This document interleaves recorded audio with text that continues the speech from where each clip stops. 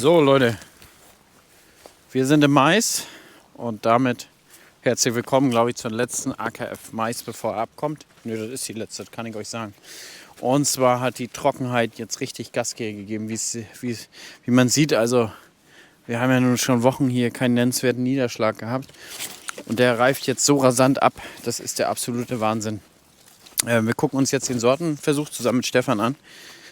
Der bereitet das schon mal ein bisschen vor und ja, ich kann frühestens in einer Woche anfangen mit den Häckseln. Ich teile mir ja den Häcksler mit jemandem und das haben wir jetzt alles so durchorganisiert. Ist immer ein bisschen schwierig, weil man ein bisschen mehr Menge zu häckseln hat. Ich habe ja insgesamt 500 Hektar in MV zu häckseln. Das alles richtig zu takten. So, ursprünglich habe ich so den 15. September angepeilt. Das ist eigentlich für jedes Jahr ein gutes Jahr gewesen. Sonst haben wir eigentlich immer um den 20. angepeilt. Jetzt haben wir den 3. September und der kann eigentlich schon runter. Ja? Ich will euch das mal hier zeigen, die Anschnittfläche. Wie man das hier sieht. Ich meine, wir sind jetzt auf einem relativ guten Standort noch teilweise. Die Kolben sind jetzt hart geworden. Innerhalb von einer Woche sind wir von Milchspritz raus zu Kolben ist hart. Hier jeden Tag 30 Grad, die geben natürlich Vollgas. Ja, im gesamten schöner Kolben, schön bis oben hin gefüllt. Hier unten ist er noch ein bisschen weich, aber nur ein bisschen. Und oben ist er schon komplett hart. Von daher, wir sind wohl jetzt schon, was meine Nachbarbetriebe häckseln, um die 40 TS. Die fangen auf dem Sand an. Und ja, im Gesamten würde ich jetzt sagen, sind wir hier auch, je nachdem, also hier oben, denke ich, sind wir auch um die 40. Und eine Senke, denke ich mal, schaffen wir noch nicht die 30. Das ist halt das auf den verschießenden Böden, ne? Das macht den großen Unterschied. Aber ansonsten, Kolben ist da. Wie ihr auch seht hier, also auch im Bestand ist der Kolben gut da. Wie gesagt, wir sind jetzt auf nicht den schwersten Böden, aber ganz guten Boden hier oben. Pflanzenhöhe ist auch relativ da, das gucken wir uns gleich nochmal an. Und von daher, ich erwarte eigentlich eine gute durchschnittliche Ernte. Obwohl jetzt heute die Biogas hier, die schon ein paar hundert Hektar ab hat, die hat zu mir gesagt, alles enttäuschend. Bis jetzt hat einer oder so über 30 Tonnen geschafft. Werden wir sehen, Leute, werden wir sehen. So, wir sind jetzt hier im Sortenversuch, zusammen wieder mit Stefan. Wir gucken uns heute mal die gesamten Sorten an, bevor der jetzt nächste Woche abkommt. Und ich muss sagen, wenn man so einen Blick jetzt mal schon mal streifen lässt, man sieht schöne Sortenunterschiede, wenn wir uns heute so bisschen hier das alles angucken werden. Wie ist denn so dein Feedback dieses Jahr vom Mais generell? Wie ist er gewachsen? Welche Probleme gab es? Wie sind die Erträge jetzt auf ersten Standorten, die gehäckselt werden? Also im Großen und Ganzen, der Mais hatte schon Startschwierigkeiten. Wir hatten viel Kälte, wir hatten viel Regen. Der Mais ist ewig kurz geblieben. Dann wurde es trocken und wärmer. Die Bestände sind schnell ins Längenwachstum gegangen. Und ja, erste Erträge so von den Standorten. Tja, die Maisbestände brechen schon relativ stark jetzt unter der Trockenheit zusammen. Und ich schätze auch, dass wir irgendwo zwischen 30 und 40 Tonnen pro Hektar Frischmasse irgendwo liegen hier in der Region aktuell von dem, was gehäckselt wird. Und dann muss man ja ehrlich sagen, vielerorts hat es in Deutschland extrem viel geregnet, aber bei uns nicht wirklich. Also wir hatten Regen, ja, auch während der Ernte. So viel, dass er die Ernte aufhält, aber nicht, dass der Mais nennenswert Wassermengen kriegt. Ja, das kann ich dir nur zustimmen. Also es ist wirklich so gewesen. Ja. So, wir gucken jetzt uns schon mal den ersten an. Das ist ein 200er. Ich würde sagen, für einen 200er ist der mit noch am grünsten hier in dem Bestand. Daneben kommt ein bisschen abgetrockneter. Erzähl mal ein bisschen was zu dem. Ja, das ist Glenoe. Das ist eine sehr neue Sorte für uns. Haben wir auch das erste Jahr im Vertrieb. Wir sehen es hier, ein 3-Nutzungstyp als Silo, als Körnermais und auch als Biogasmais nutzbar. Ja, ich sag mal, hier in der Region, der 200er ist nicht so typisch hier. Das sind eher doch Zweitfruchtmeise hier in der Region dann oder im mittleren Deutschland auch in den Höhenlagen dann als Hauptmeise. Präsentiert sich hier ganz gut, auch unter der Trockenheit. Noch würde ich sagen, schön grün in der Restpflanze. Kolben sieht ganz gut aus. Kolben ist ein relativ schmaler Kolben, aber er hat eine ganz positive Eigenschaft. Er hat eine relativ schmale Spindel, was hier auch relativ gut zu sehen ist. Ja, und wir haben hier auch 2, 4, 6, 8, 10, 12, 14, 16 Korn rein. Also denke ich, in dem Bereich eine recht interessante Sorte bei uns im Portfolio. Kann ganz gut auch mit einem leichteren Standort um. Auch mit einem kalten Frühjahr hat er sich ganz gut gezeigt in der Jugendentwicklung auch, also im 200er-Bereich. Die Empfehlung bei uns im Sortiment. Genau, lass uns mal hier einen weitergehen. Oleando, der ist schon ein bisschen trockener, sagen wir mal so. Der hat nicht mehr so gut gegenhalten können. Was sind da die Vorzüge bei der Sorte? Also Oleano ist in der Reife ein bisschen später, was ich persönlich auch immer ganz gerne mag, mit einer schönen Reifespreizung. Das heißt eigentlich charakteristisch, was er hier jetzt nicht so zeigt, aber theoretisch wäre dann ein guter Stay-Green-Charakter. Das heißt, wir haben den Kolben immer früher reif als die Restpflanze, was eigentlich auch für gute Qualitäten spricht. Er ist ein sehr großrahmiger Typ mit einer wirklich schnellen Jugendentwicklung. Auch sehr guten Qualitäten. Den würde ich auch hier in der Region im Körnermaisbereich ganz gut sehen. Da hat er auch sehr gute Wertprüfungsergebnisse. Ja, und im 220er Bereich mit hohen Energiedichten auch. Eine gute Sorte in dem Reifebereich. Genau. Im Gesamten würde ich fast sagen, wenn man jetzt so, obwohl ich wollte es gerade sagen, wenn man die Kolben jetzt so durchguckt und dann guckt man da lang, dann sind sie doch relativ groß. Also ich möchte sagen, die Kolben sind dies Jahr nicht wirklich klein. Also ja, hier vorne ist ja eine Anschnittfläche, aber auch im Bestand weiter werden die nicht wirklich kleiner. Nein, die werden nicht kleiner. Also das, was ich mir jetzt auch an den Beständen angeguckt habe, haben wir relativ gleichmäßige, homogene Kolben in diesem Jahr. Das ist schon so, aber es sind ja verschiedene Genetiken. Wir zum Beispiel haben den Mais ja auch von 3 Gesellschaftern bei uns im Hause sozusagen, die andere Genpoole haben. Und da ist es auch so, dass manche, gerade so diese Saatbausorten, die haben immer ganz, wie soll ich sagen, ganz typisch, die haben die lange, schmale Kolben.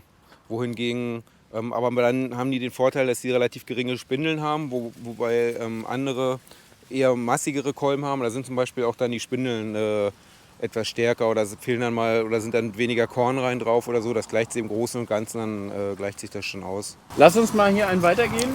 Den hier, da habe ich dir direkt gleich zum Anfang gesagt, den müssen wir uns merken fürs nächste Jahr.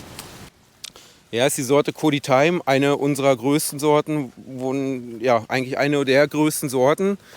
Ganz liebevoll auch Wüstenmais genannt von meinen Kollegen.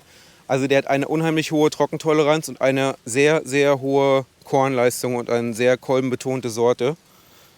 Die Sorte bringt nicht die allerhöchsten Energiegehalte, aber doch macht sehr gute Qualitäten. Also gerade im Bereich Biogas, Rinderfütterung, LKS, CCM, eine absolute Empfehlung hier in der Region und eigentlich auch, wie gesagt, in ganz Deutschland.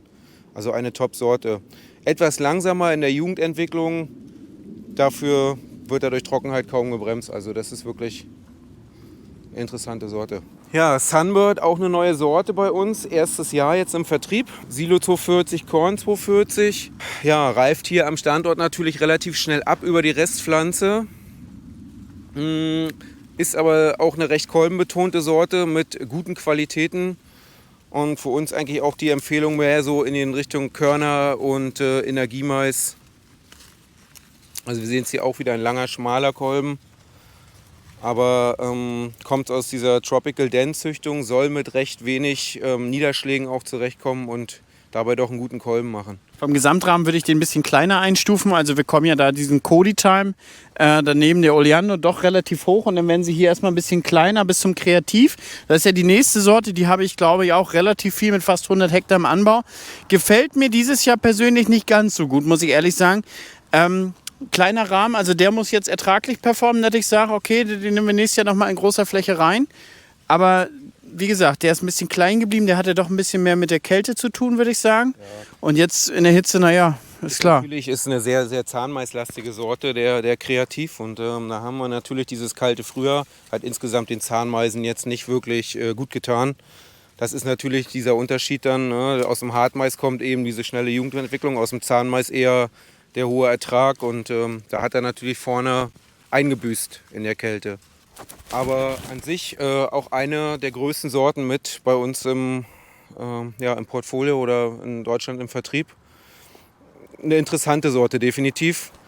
Im Silomais wie auch eben im Körner- und Biogasmarkt. Dann kommen wir jetzt zum Amello. Das ist bis jetzt mein Favorit für dieses Jahr. Also den habe ich auch, glaube ich, bei knapp 100 Hektar.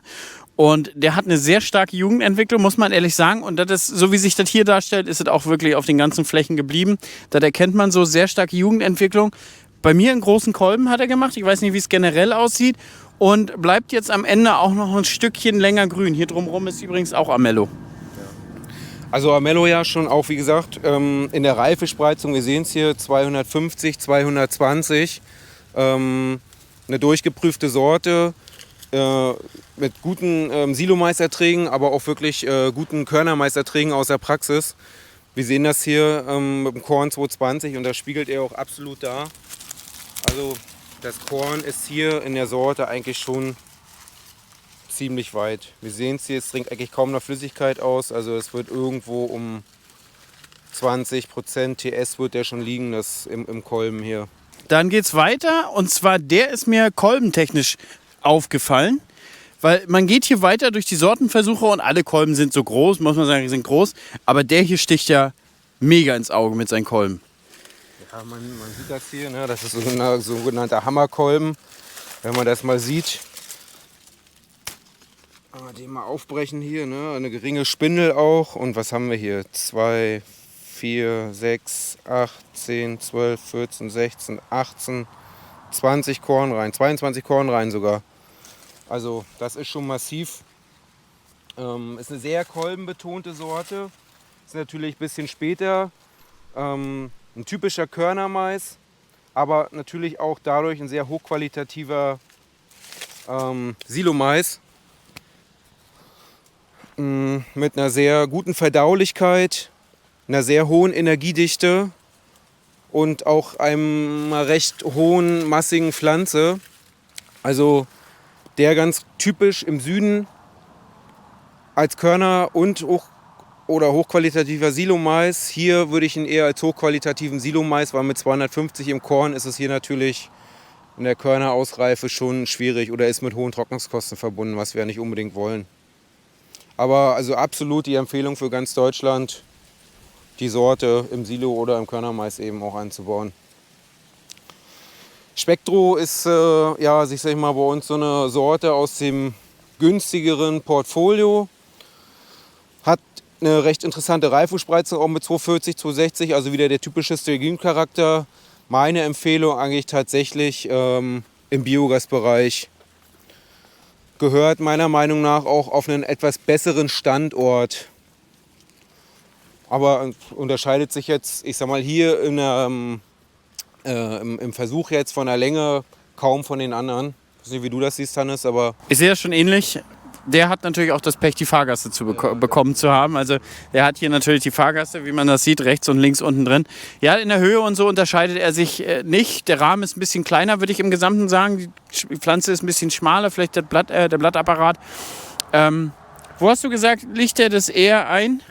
Er liegt eher im Biogas, ne? Im Biogasbereich, genau. Mhm. Genau, und dann kommen wir zu den beiden letzten. Spinetto, weil ich den Namen so interessant fand. Der sollte unbedingt mit rein. Und Jam.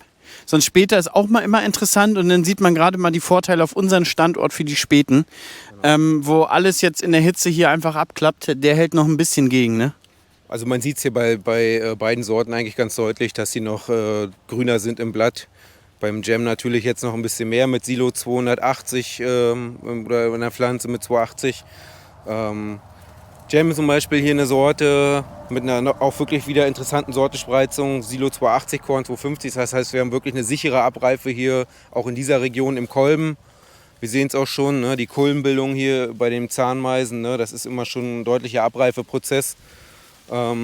Gehört aber, das muss man auch dazu sagen, hier auf einem besseren Standort. Das ist eine Sorte, die braucht Wasser. Dann macht sie auch wirklich gute Erträge. Genau, und Spinetto? Ja, Spinetto. Spinetto ist ein sehr großrahmiger Typ mit einer sehr, sehr intensiven Grünfärbung. Auch ganz typische Biogassorte. Gute Jugendentwicklung, auch auf nassen, kalten Böden geht der gut voran. So, uns war jetzt die GoPro leider heiß geworden, auch hier bei 30 Grad. So, wir fassen mal zusammen. Wenn du jetzt so Empfehlungen machen würdest, ich meine, du siehst ja nicht nur den Sortenversuch, du siehst ja viele im Bestand. Früher Sorte, mittlerer, später. Was würdest du denn so empfehlen? Also ganz klar für meine Region hier oder auch, sag ich mal, für die neuen Bundesländer ist irgendwie der Glenoué vorne mit 200, der ein sehr gutes Bild macht. Oleano schon eher so im Silo-Mais-Bereich 220. Wäre eine klare Empfehlung hier jetzt aus dem Versuch. Dann wie gesagt Cody Time als eine unserer größten Sorten. Amello auch wirklich eine interessante Sorte, die ich definitiv empfehlen würde. Und hier im späten Bereich natürlich, jetzt im mittelspäten Bereich die Sorte Justy, die jetzt hier leider nicht drin steht, auch eine sehr interessante Sorte. Und natürlich den Gem. So, und dann... Ich wollte dich nicht unterbrechen. Dann, ja, ich finde es auch mal persönlich relativ schwierig. Also wir haben ja wirklich sehr viele Sorten im Vertrieb. Man kann nicht in jeder Region jede Sorte empfehlen. Man muss sich da wirklich klar auf festlegen. Und das ist, wie gesagt, meine klare Empfehlung hier für die Region. Genau, den Justy, den werden wir ja noch sehen, den habe ich auch im Anbau. Von dem Sortenversuch, also ich muss ja natürlich erstmal ernten, dann ziehe ich meine Schlüsse vom Sortenversuch, würde ich sagen, der Gem ist super interessant, weil das tatsächlich ein Problem auf meinem Standort, dass die Bestände so abklappen, so, wo der noch ein bisschen gegenhalten kann. Dann fand ich den Ismeri tatsächlich auch interessant, weil ich glaube, in Jahren, wo Kolbenmasse sehr viel beim Ertrag macht, glaube ich, kann der sehr, sehr viel kompensieren, wenn die Gesamtpflanze mal zu viel Kälte gekriegt hat. Das glaube ich sehr interessant. Der Amello, würde ich sagen, obwohl ich den noch nicht gehäckselt habe, der bleibt, weil der wirklich auch, ja, der war super vital, schnellwüchsig, großrahmig, hat jetzt einen schönen Kolbenansatz und ich glaube, den Cody Time, den werde ich auch noch mal probieren. Und dann, glaube ich, sind das ungefähr die Sorten, mit denen ich nächstes Jahr dann ins Rennen ungefähr gehe. So würde ich das sagen. Ja. Also Ismeri wirklich, das ist auch ganz typisch, so wie man es eigentlich sehen möchte im Mais. Hier würde ich sagen, das ist ganz klassisch eine Sorte, wo wir 60% der Masse wirklich über den Kolben holen und 40% über die Restpflanze, so wie man sich das optimal eigentlich vorstellt beim Mais. Ja, genau. Also das wird schon interessant. Also aushäckseln werde ich das natürlich nicht, weil man muss sagen, Sortenversuche hier auf meinen verschiedenen Standorten, die sind immer nur so zum Zeigen, aber zum ertraglich Auswerten ist immer eine schwierige Sache. Und wenn da eine hochverdauliche dabei ist, die ist immer das Leckerli für die Schweine. Ja, und das ist das eine und ich sag mal, gerade für eine Auswertung, da eignen sich wirklich auch nur ganz klar voll randomisierte, vierfach wiederholte Sorten. Also da so ein Streifenversuch ist wirklich nicht sehr aussagekräftig, was jetzt Erträge angeht. Ja, genau. Also da gibt es viele Faktoren. Aber ich sag mal, als geschulter Landwirt, so ein Auge kann auch schon sehr, sehr viel entscheiden. Und wenn man einen Häcksler fährt, dann kann man auch sehr viel sehen. Genau, also das soll es erstmal sein für diese Folge. Jetzt dieser Abschluss, sag ich mal, für den Sortenversuch, glaube ich, ist immer mal eine interessante Sache. Schade, dass die Bestände jetzt dieses Jahr durch die Hitze so abklappen, aber darum zeigt man, oder auch darum kann man auch wieder ein bisschen zeigen, wer ein bisschen dagegenhalten kann gegen dieses Abklappen auf den Beständen und wer nicht. Ne? Und das, glaube ich, zeigt auf jeden Fall hinten der Gem hervorragend und der Oleando, glaube ich, war das auch wirklich sehr, sehr gut. Gut, Leute, soll es erstmal gewesen sein. Den Mais-Stangenbohnen, ist ja kein Versuch bei 50 Hektar, Mais-Stangenbohnengemenge, das werdet ihr auf jeden Fall beim Ernten sehen. Ich war da heute gerade gucken, das sieht gut aus. Sehr üppige Stangenbohnen, muss ich sagen. Und von daher vielen, vielen Dank fürs Zuschauen. Bis zum nächsten Mal. Ja, ich habe mich gefreut. Ich sage auch bis zum nächsten Mal. Bis dann.